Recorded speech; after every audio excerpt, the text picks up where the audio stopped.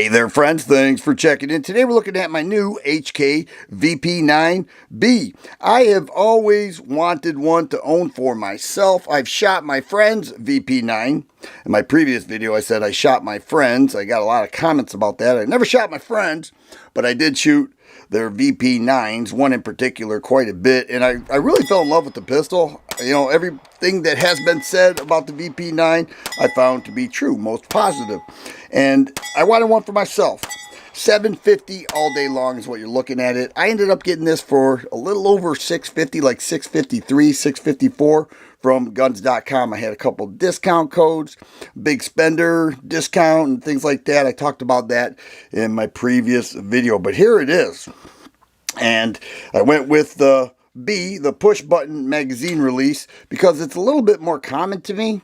You know, most handguns come with that push button magazine release. It is reversible, and the slide stop is still ambidextrous. So for the most part, it's an ambidextrous handgun, much like the paddle releases on the trigger guard. This is my HK45.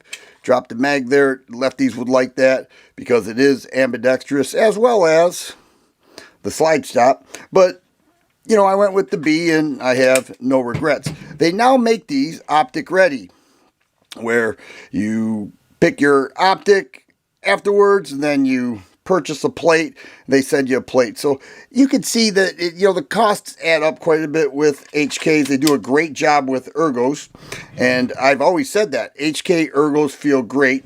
If you go with this, you will see you will get two 17-round mags, a speed loader, a couple additional back straps, and grip panels. Okay, right here. You can switch those off to really custom fit your hand size. I kind of like the way it feels in the case with my average size hands, but HK does an excellent job with ergonomics, and the VP9B is no different. And I do like the fact that they were able to crank out two more with the same magazine.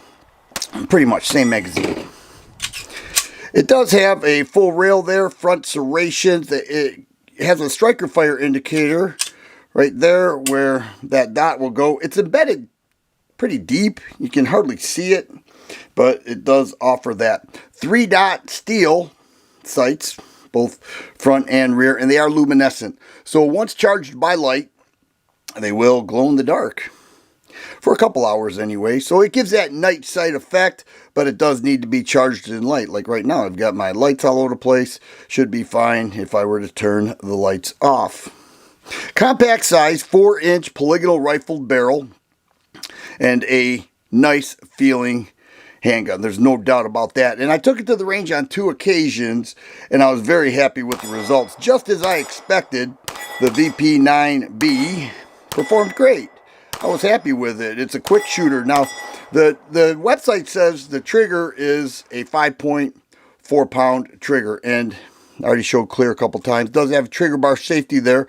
I am measuring it right at, I suppose I should, I'm measuring it right at 5 pounds.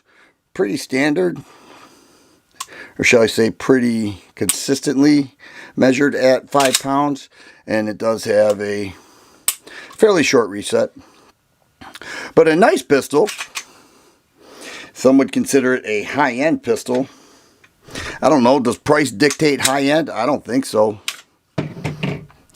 But some think that with HK. They are machined extremely clean. There is no doubt about that. Here you have a captured recoil spring and guide rod and your 4-inch polygonal rifled barrel. There is your slide. Okay, nice setup.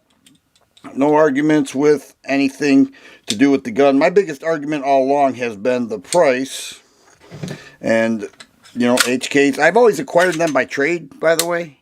You know, this is the first HK I ever purchased, and happy with the VP9. I've had quite a few. I've had the P2000, the P30, the P30SK. You can see that I have the HK45 now. Now the VP9B. Let's see if the VP9 will charge when I force the mag in there. And it does. How about a Limpers test?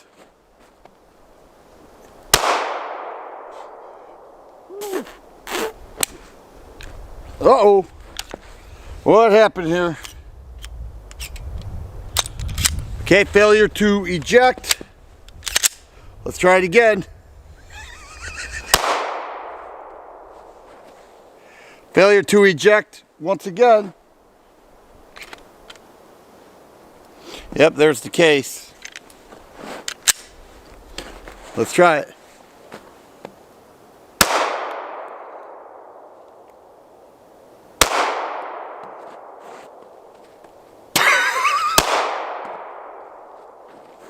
Failure to eject.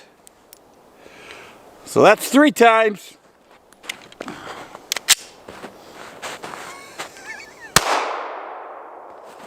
And failure to eject once again. See that? So whether this is new gun syndrome or not, have a little bit of a double feed here. There's a loose round. Whether this is new gun syndrome or not, I'm not sure. I will give an update and when I learn more about it. But right now, it did not pass the Limperus test. Its unloaded weight, we are looking at 1 pound 10 3/4 ounces. If we move that to just ounces, we're looking at 26 5/8 or 26 3/4. I have 18 rounds, considering one will be in the chamber, 34 1/4 ounces. So it's right there with other compact size handguns, you know, mid-30s, loaded. I do like that 17 round mag that they're now offering. I do like the fact that they are now offering them optic ready. This one clearly is not, and I'm okay with that. I knew that going in. I like the slide finish. I think they do a good job with that. I think it would hold up fairly well with holster wear. And I've always appreciated HKs.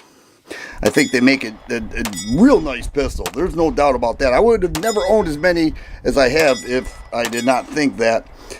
I know I said it a couple times, but they are expensive. They really are. And so, you know, you have to be a committed shooter to go with an HK.